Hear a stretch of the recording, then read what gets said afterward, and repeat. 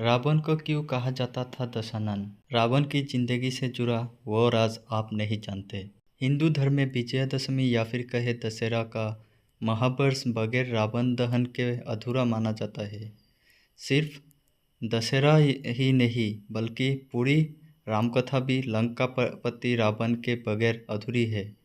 परम ज्ञानी कहलाने वाले दशानन रावण के 10 सिरों से जुड़ा बड़ा रहस्य जानने के लिए जरूर पढ़े ये लेख। हिंदू धर्म में आश्विन मास के शुक्ला पक्षों की 10वीं तिथि पर मनाए जाने वाले दशहरा पर्व का बहुत ज़्यादा महत्व है।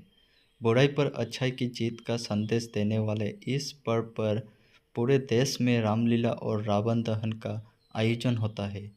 दशहरे के दिन जिस दशानन कहलाने वाले रावण को जलाने के लिए लग बड़ी संख्या के में एक स्थान पर इकट्ठे होते हैं, क्या वाकई उसके 10 सिर हुआ करते थे? आखिर क्यों उसे दशानन कहा जाता है और क्या है लंकापति रावण के 10 सिरों से जुड़ा बड़ा राज? आइए इसे विस्तार जानते हैं। हिंदू धर्म में जिस रामायण को पवित्र ग्रंथ माना जाता है, उसकी कथा के प्रमुख पात्र रावण को दशानन कहकर भी बुलाया जाता है। हिंदू मान्यता के अनुसार रावण के जो 10 सिर हुआ करते थे, वो भगवान शिव के आशीर्वाद से प्राप्त हुए थे।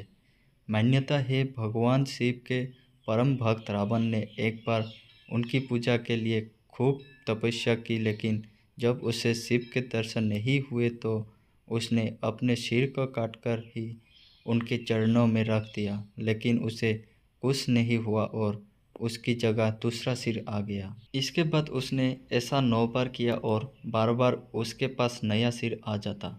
मान्यता है कि 10वीं बार जब वो अपना शीश काटने चला तो महादेव ने प्रसन्न होकर उसे दर्शन देकर दशानन होने का वरदान दिया। हिंदू धर्म में रावण को दशानन कहे जाने के पीछे एक और मान्यता है, जिसके अनुसार परम ज्ञानी रावण को 4 वेद और 6 दर्शन का ज्ञान था। रावण के 10 सिरों को धर्म के जानकर 10 बुराई का प्रतीक मानते हैं।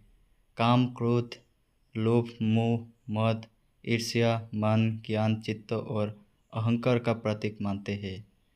हालांकि एक कथा के अनुसार रावण के पास एक 9 मणियों वाली माला थी, जिसे उसकी माँ केकसी ने दिया था, जिसके प्रभाव के चलते लोगों को उसके 10 सिर होने का भ्रम होता था। हिंदू मान्यता के अनुसार रामकथा का विलेन कहलाने वाले रावण में सिर्फ बुराइयां ही नहीं, खूबियां भी थी।